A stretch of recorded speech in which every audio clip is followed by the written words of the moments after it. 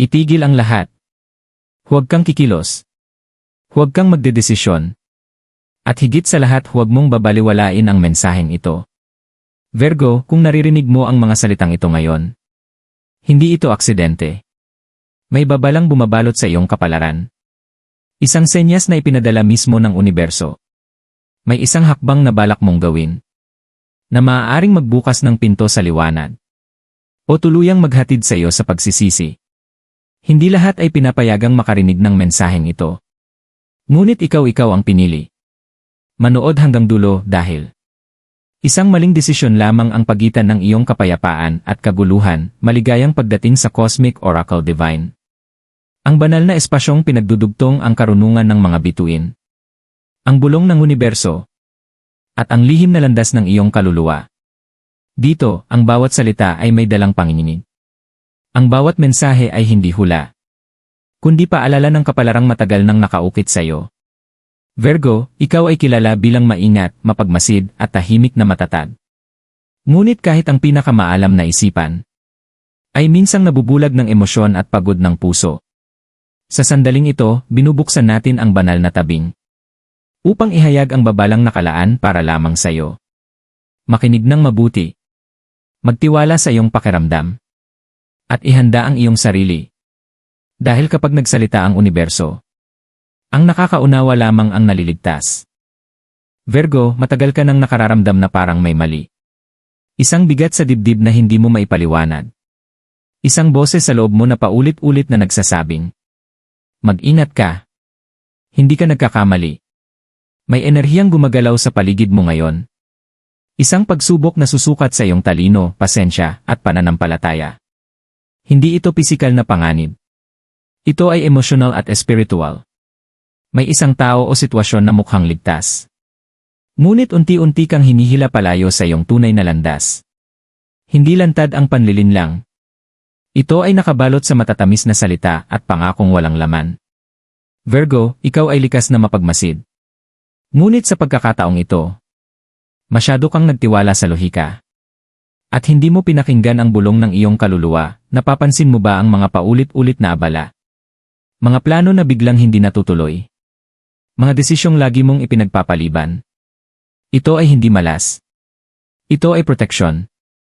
Kapag paulit-ulit kang pinipigilan ng universo, may dahilan ito. May pintong hindi pa dapat buksan. May katotohanang hindi mo pa kayang harapin. Virgo, huwag mong pilitin ang mga bagay. Ang pagpupumilit ngayon ay maaaring magdulot ng pangmatagalang pagsisisi. Huminto ka muna. Magmasid, hindi kumilos. Makinig, hindi magsalita. Ito ang panahon ng panloob na paglilinis. Bitawan ang mga taong paulit-ulit kang pinapahina. Iwan ang mga gawin na unti-unting umuubos sa iyong lakas. Hindi lahat ng tahimik ay ligtas. At hindi lahat ng pagmamadali ay biyaya. Virgo, kapag pinili mong magtiwala sa universo, ang universo mismo ang gagabay sa iyo palayo sa kapahamakan. Virgo, may katotohanang matagal mo nang iniiwasan. Alam mo ito sa kaibuturan ng iyong puso. Ngunit pinipili mong patahimikin ang iyong sarili. Ang totoo, hindi ka na masaya sa direksyong tinatahak mo. May bahagi ng iyong buhay na ginagawa mo dahil dapat, hindi dahil gusto. At dito nagmumula ang babala ng universo. Kapag patuloy mong isinakripisyo ang iyong sarili para lamang mapanatili ang katahimikan ng iba, unti-unti mong sinisira ang sarili mong liwanag. Virgo, ang pagtitiis mo ay napakahaba na. Ngunit tandaan mo ito. Ang labis na pagtitiis ay nagiging anyo ng pagkakait sa sarili. May darating na sandali na mapipilitan kang pumili. Hindi na maaaring umiwas. Hindi na maaaring ipagpaliban. Isang desisyong hahatiin ang iyong landas sa dalawa. Isa ang pamilyar ngunit nakakapagod. Isa ang hindi tiyak ngunit may pag-asa. Huwag kang matakot sa hindi mo alam. Mas dapat kang matakot sa pananatili. Sa lugar na matagal nang kumikitil sa iyong sigla. Virgo, ang universo ay hindi nang gugulo ng walang dahilan. Kapag ikaw ay tinutulak palabas ng isang sitwasyon, ito ay dahil may mas mataas na plano para sa iyo. Hindi ka nag-iisa kahit pakiramdam mo'y ganito. May enerhiyang tahimik na nagbabantay sa iyo. Isang gabay na humahawak sa iyong balikat. Kapag ikaw ay malapit ng sumuko, ngunit may kondisyon ang proteksyong ito, kailangan mong maging tapat. Hindi sa mundo, kundi sa iyong sarili.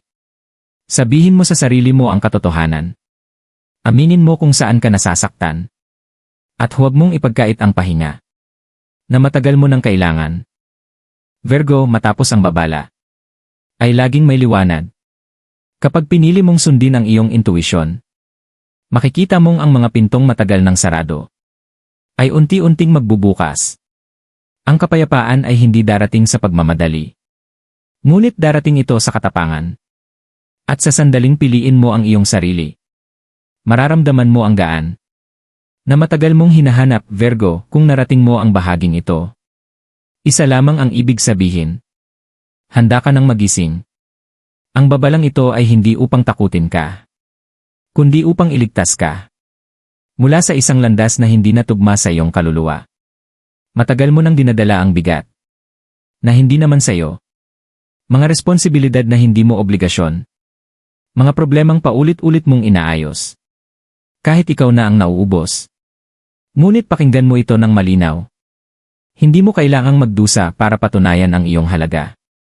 Ang tunay na biyaya ay dumarating kapag pinili mo ang kapayapaan kaysa ang pagkontrol. Ang katotohanan kaysa ang pagtitiis. Virgo, ang universo ay hindi humihingi ng perpeksyon. Ang hinihiling lamang nito ay ang iyong katapatan sa sarili. Isara mo ang iyong mga mata kahit saglit. Huminga ng malalim at hayaan mong pumasok ang liwanag. Sabihin mo sa iyong puso, pinipili kong bitawan ang takot. Pinipili kong pakawalan ang bigat. Pinipili kong sundin ang landas na itinakda ng banal na patnubay para sa akin. Sa sandaling ito, ang mga aninong bumabagabag sa iyo ay unti-unting maglalaho. Ang kalituhan ay mapapalitan ng kaliwanagan. Ang pagod ay mapapalitan ng lakas. At ang pag-aalinlangan ay mapapalitan ng tiwala. Virgo, may bagong yugto na naghihintay sa iyo. Isang yugto na hindi na kailangang ipaglaban. Dahil kusa itong dadaloy. Ang mga taong hindi para sa iyo ay kusang lalayo. At ang mga biyayang nakalaan sa iyo ay darating sa tamang oras. Tandaan mo ito. Kapag pinili mo ang iyong sarili, pinipili ka rin ng universo, huwag mong kalimutan ang mensaheng ito. Balikan mo ito kapag ikaw ay naguguluhan. Dahil ang babalang ito ay isa ring paanyaya. Paanyaya na mabuhay ng may liwanag, may tapang, at may pananampalataya.